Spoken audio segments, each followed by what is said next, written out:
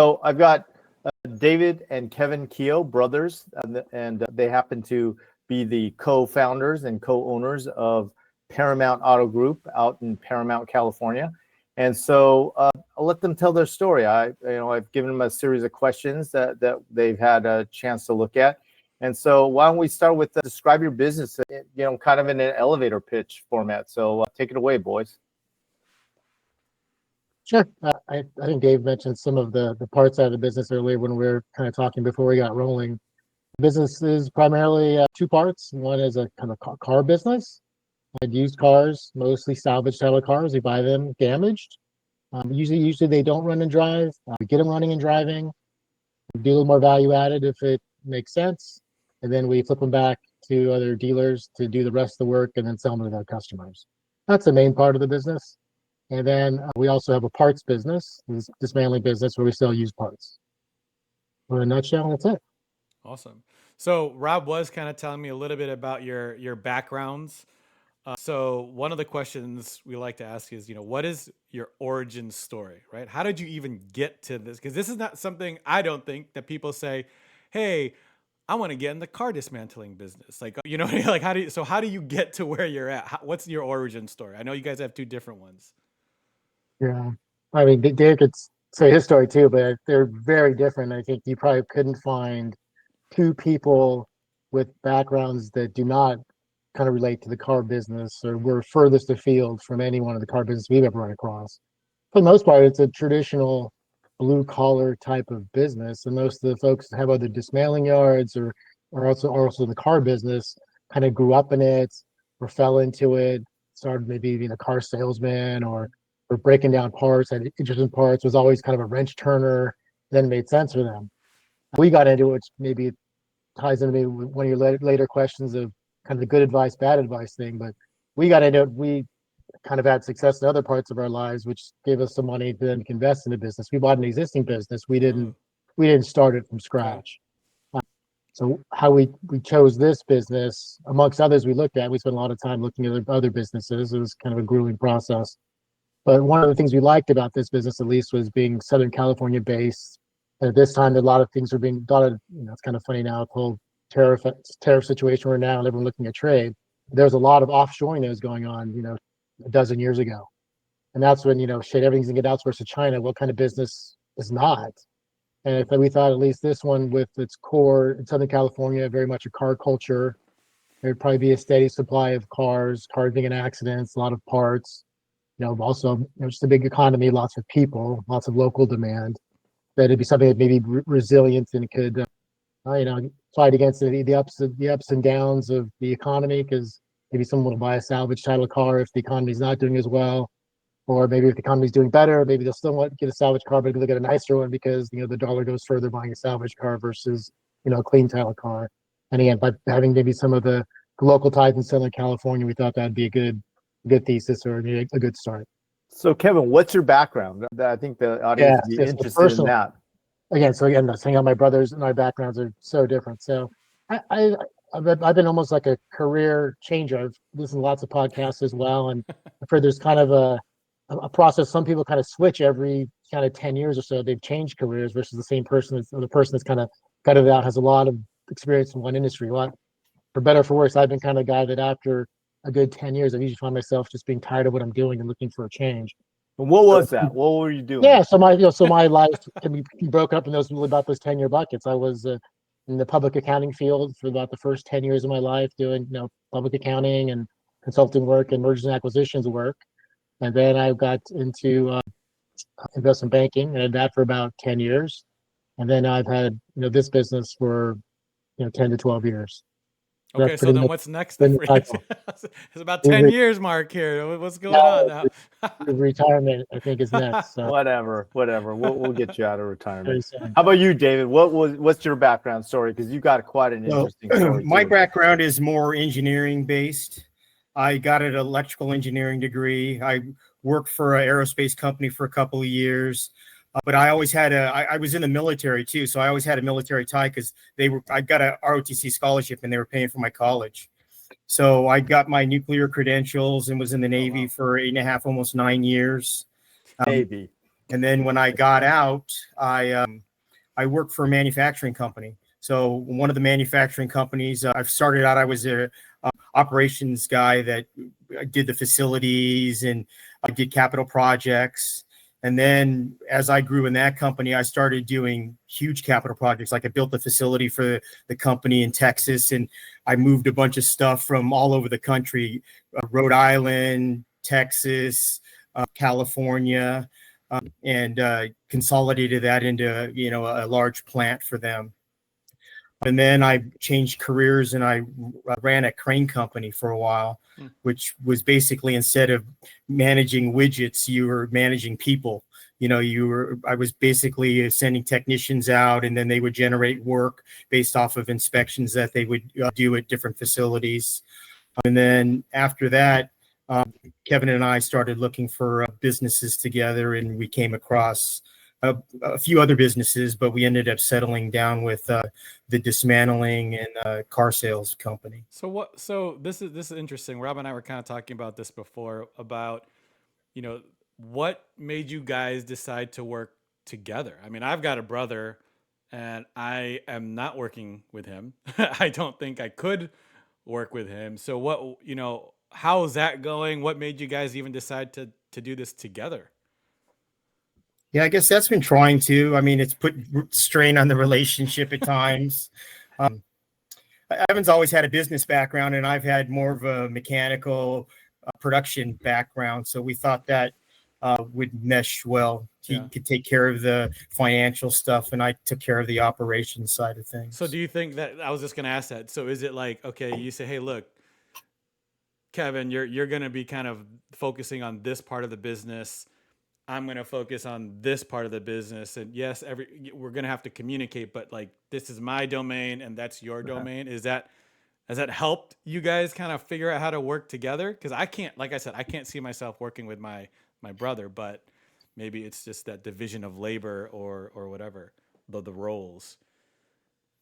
Yeah, I mean, sometimes the paths cross, depending on what you're doing. Some of the financial decisions, when you're trying to fix a car, you got to decide how much you want to fix the car too, right? Because we don't completely street cars and get them. We do some of them, but that's not our primary business. Our primary business is do value add to a vehicle, like Kevin was talking about before. We get a car that doesn't run and drive. Well, you get it running and driving, and that makes the customer knows that the engine's good.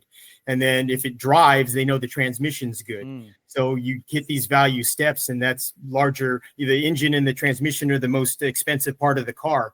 So if you can prove that those work, then it adds a lot more value to the car. We can straighten the frame up because we have frame machines at our facility. And then we sell, most dismantling yards, they part out cars and stuff like that. So they end up taking all the pieces and parts around and then selling all individual pieces. Our business isn't structured that way.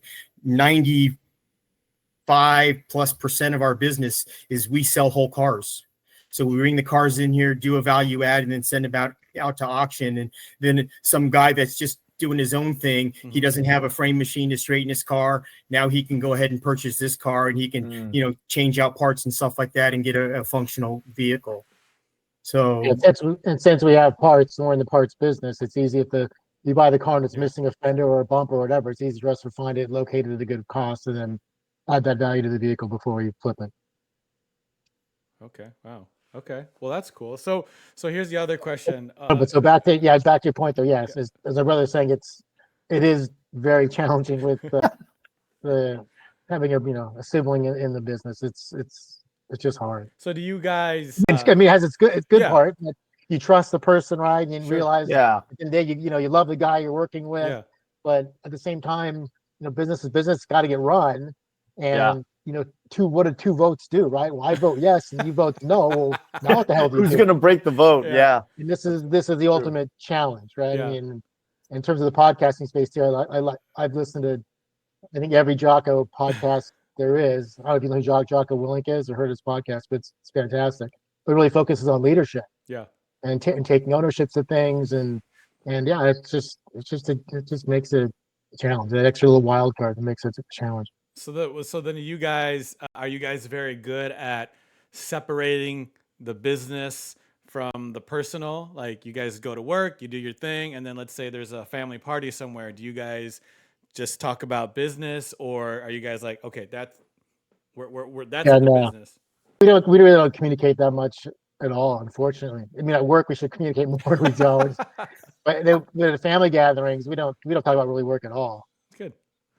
Yeah. So that part actually has been good. Yeah. That outside of that, we don't really talk about work much at all. So then that leads to kind of like the why, right? Like, you said family gatherings and parties. Like, to me, when I talk to small business owners, when I ask them the question why, it's got to be pretty strong, because I have my own agency, right? And so I do most of my stuff by myself, and sometimes it's not easy. So, but my why is the family, right? It's the kids, it's all that stuff. So I always ask, what are your guys', like, what's your why? Because it's not going to be, roses and stuff all the time. So during the down times, it's the why that tends to keep you moving forward. So what are your whys? You want to go first? Sure. Oh, sorry. Yeah, I'll go. It's the same thing. It's really family. It's the same reason why I was, working in accounting for 10 years Mhm. and got my MBA while I was doing that, working full time. And then when I went investment banking, was working hellacious hours in investment banking. And now since we had this business for whatever, 10, 11 years, 12 years, working 6 days a week, right? It's just, you grind it out really for your family. Right. That's ultimately the why, and my why is. For the kids. Yeah, it's the same thing for me. Basically most jobs, it's very rare where you find a job that you really love and it's not work. It's it's a joy to do all the time. I mean, I wasn't a gearhead and stuff like that, so I didn't do this job because I loved cars and stuff like that. It was overall to provide money so that it would help the family out. Do you have kids? Either of you have kids? We both do. Yeah. So do they ask you guys about the business or about starting their own business at all? Mine don't. I mean, I've made them work in the yard Hmm. sometimes, at least my son, to Mhm. get some value of some hard labor and getting sweaty and grubby and dirty and realizing maybe that's not what you want to do, what you want to do forever. But yeah, no, they've had no really interest in. Yeah. I should say, I think my son has more of an entrepreneurial spirit, at least than my oldest daughter, I think, and probably my youngest too. So I could see him maybe eventually doing something like that, only because he's a little bit more of a risk taker Mhm. compared to the others. But we haven't had long talks about entrepreneurship in particular now. Yeah, my older daughter, she worked in the yard for a while, Hmm. did parts and stuff like that, identified stuff, and she didn't like getting dirty all the time, and I don't blame her. The younger one, she wants to be a real estate agent, so she's going to branch off and do her own thing. So she kind of, I mean, if everything plays out, because you never know. I tell her she's getting a business degree. She graduates in a month, and she, it's like, hey, the real estate market might not be the panacea that you think it is. So always have a fallback, and you can use your business degree to work anywhere. But hopefully it works out for her, and it's something she loves, and it's not like going to work for her every day. Yeah. He's an intern with Jeremy. Yeah, so that leads me to the segue to the next subject, the economy and kind of what's going on right now. I mean, that's near and dear to a lot of people.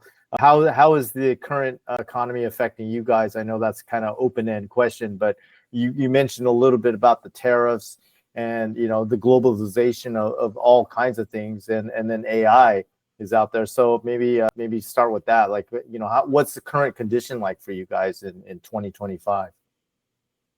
Me or you? Yeah. Why don't you start off for?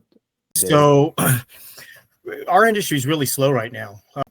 A lot of our competitors are people that fix cars, right? So they're body shops and things like that, and they're slow across the board. I talk to guys when they come in, guys that sell stuff there, and everyone's kind of hurting and stuff right now. Mm. I think the big thing is the big shift was COVID. It really shut things down. It killed our supply lines. And so we had a big fall off as far as being able to get parts. And in our business, we specialize in late model vehicles. So we're trying to get the latest and greatest stuff that's out there and trying to, sell those cars to people that, our car gurus and freaks and stuff like that love cars and want to have the latest and greatest thing out there. And it's really hard to get parts. They barely have enough parts to keep their assembly lines going, so they're not making all these extra parts so you can find a transmission cover for a 2025 Camry that's just rolling out, because they're using all the parts that they can to assemble all their cars and get those out so they can make money off of those. So that's been huge for us. And that's the major thing. The major things is the supply chain is really killed us, I think. And we don't, so we focus on later model parts too, where other yards, they do like really old stuff, right? And so you'd think that now, because people can't afford to buy cars because everything's so expensive, and the tariffs, if they went into effect, they'd really kill cars, because you got to buy a car at 40 grand and then you got to pay another 145% if it's China parts, or just stuff like that. It's ridiculous, right? So that would have killed the market. So Trump was smart about kind of pulling back on some of that stuff and not having it affect cars for 60 days or 90 days or whatever. He was putting a stay on some of that stuff, because the two biggest expenses in your life usually is your home and your vehicle, right? And so to tax it like they were talking about taxing it is just crazy. So that would have been a big problem too. But a lot of people are, because they can't afford that, they're fixing older vehicles, right? And we focus on newer stuff. So the stuff that since we don't part out stuff like the regular people do, we don't have insurance quality types of parts to put on cars, right? Where normally you want a fender that doesn't have any dings and dents, and the market's changed because people don't want to work nowadays, right? So body shops, instead of fixing cars and doing body repair on cars, they just want to slap on a new part. It's easier for the body guy. They don't have to do any Bondo work and do any of that stuff. They just slap a part on there. Well, now you can't find those parts, right? And we don't sell that middle of the road, like stuff that's 15 years old, where people are trying to fix those cars because they can't afford to get into a new car, right? So when we try to sell stuff, competing against, and we have a local sourcing mechanism that we can source nationwide.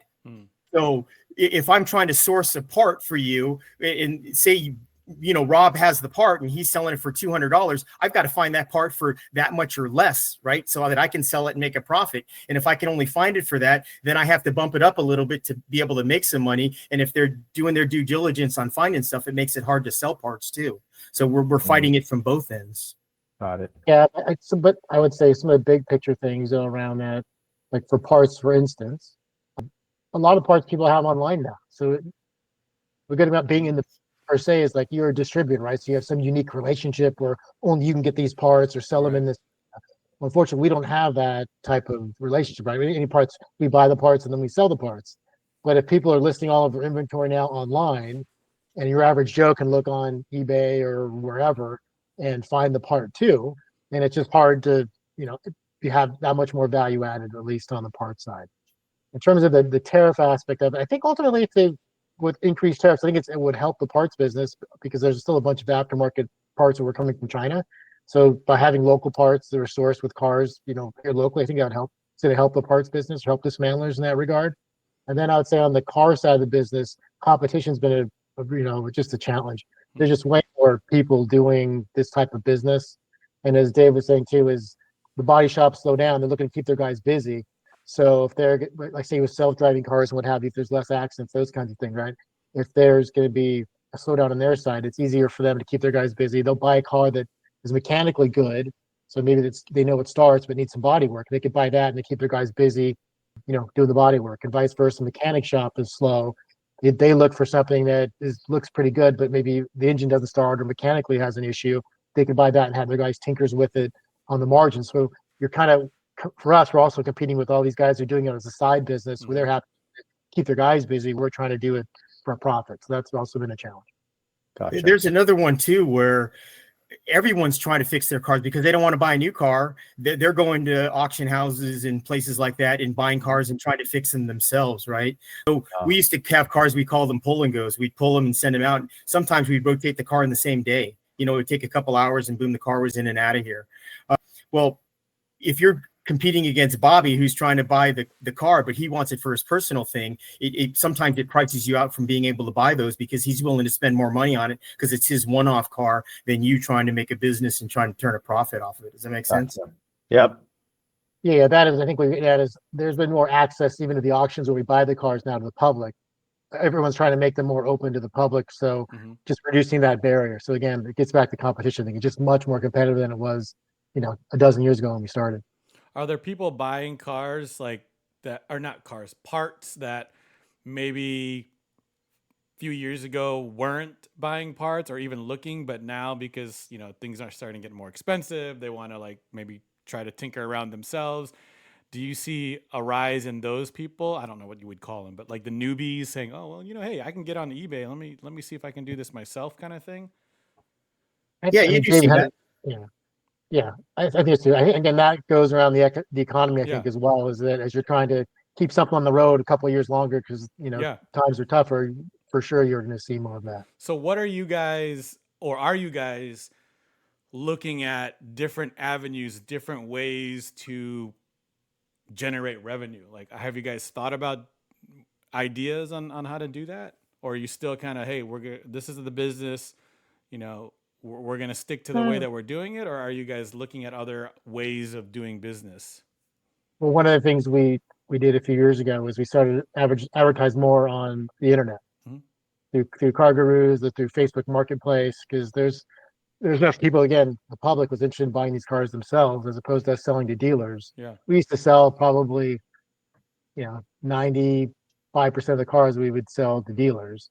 Now on the car side, it's probably 60-40 maybe, or 50-50, the public versus dealers.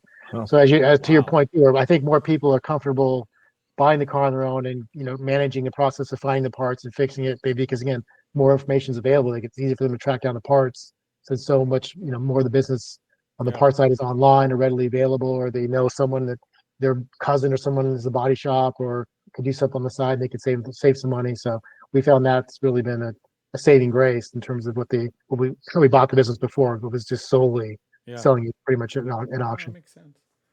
We fix cars too in-house sometimes as well. So we cherry pick which ones we do, but we do a handful of them or whatever, and that generates some revenue too. Keeps the guys busy as well. Yeah. But yeah, really the thing that we're I think we're going to be retiring, I think, here pretty soon, but really the financing aspect of the business is what the whole is.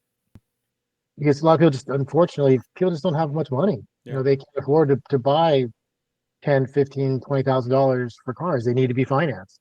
And salvage title cars are just hard to finance. And a salvage title car that's damaged is even more hard to finance, right? So it's like a specialty of a specialty. Right. So, and we've been just dabbling in that recently, just doing financing in-house on our own, just to dip our toe in that water to see how it goes.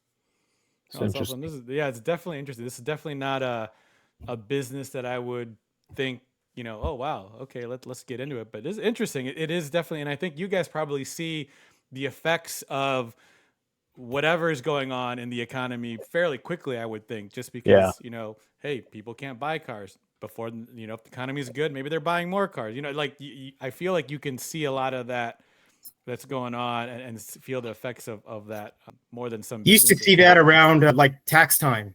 So when people started getting their tax payments coming back in, they started buying parts and stuff to fix their cars. They'd hold off on stuff. Oh, that could be happening soon, right? That's what Trump keeps kind of like. Or Christmas time, they would stop buying parts for their cars to be able to buy gifts for the family, and then it would pick up later on. So it would swing, but it's been slow too, so everyone's just kind of holding on to their money. I would love to talk to you guys. I've got some ideas for you, but we don't want to do it here, but because we don't want to keep you guys much longer. But there's a couple more questions.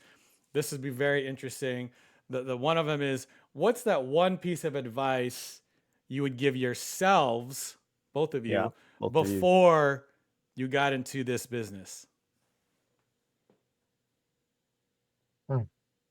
It's a tough one. Right, knowing what you know now, if you talk to your past self and said, hey, 10 years ago self, before you got 12 into years, this what would you guys tell yourself? Yeah, I think on the business side of it, we relied a lot, or I did relied a lot on the sales guys to do stuff and to create the relationships, especially with other yards and stuff like that. Now, we had close relationships we have a few yards that are by us and we're pretty close. We let each other know about things that are going on and things like that. But I would have extended that out even further. And the sales guys get together for meetings and stuff like that, dinners and stuff. I would have probably tried to, attend those and stuff like that and try to build bigger bonds with some of the other wrecking yards and stuff that are out there. How about you? I would honestly say probably don't buy the business. I almost saw that, like the smile or that smirk that you gave when I asked the question. Like, huh, this is definitely what I'm gonna say. Well, it kind of ties into your other question was advice to others as well.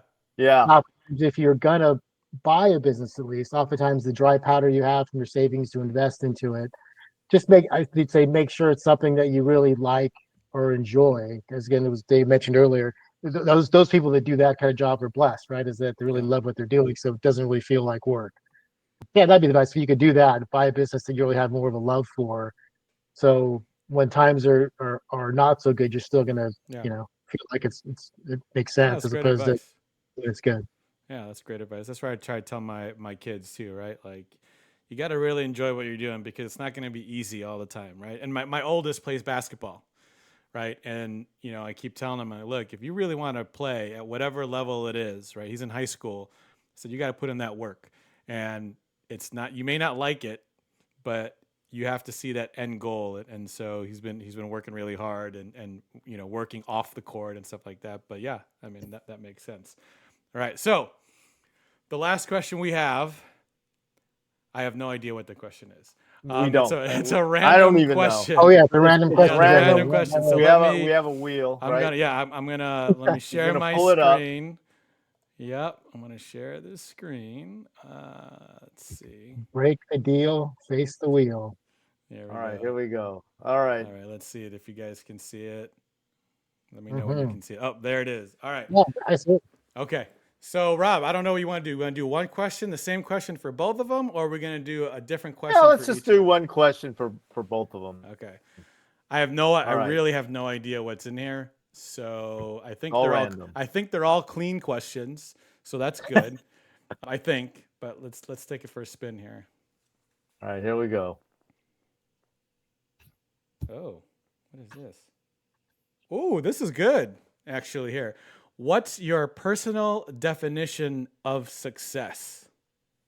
Oh, well, we might have to have two different versions of this. Yeah, because they're two different people. Yeah, no, for sure. We'll age first. So, David, you're first. I think the success is just being happy at what you're doing in life. So, I mean, that's kind of what it all boils down to. If you're happy, your whole mantra in life is happy. So, you bring that home, happiness, and, it's kind of spreads infectiously. So that's kind of mine. I never worried too much about the money part of stuff. I've always been more, I tried to foster the relationships in life. So for me, that's more of a success. Awesome. All right, Kev, how about you? I would say a couple of things. I would say one is having the freedom to do what you want. Ultimately, I think that is the best success. Yep. And secondly, I would say your kids, raising good kids that you put them on the right path and can see them, grow into good citizens of the future. No, awesome. Very good. Yeah. I think those are very good answers for that question. So I really appreciate you guys coming on board and talking to us. I definitely would like to have you guys back again, talk about some of the things that Reggie, insinuated that he has other questions. So hopefully you guys are willing to do that for us. But I just really want to thank you both for taking the time in your busy day to come talk to us. So really appreciate it. It does still say Kevin and Kevin, but I know one of them's David and one of them's Kevin. And so, post edit, you fix that, right? Yeah. So, wish you guys continued success. I'm also a customer of theirs. Once in a while, I bring in my Toyota FJ to them, and I've been in a couple of accidents that have caused me to. So I can vouch for their work. her car. What's that?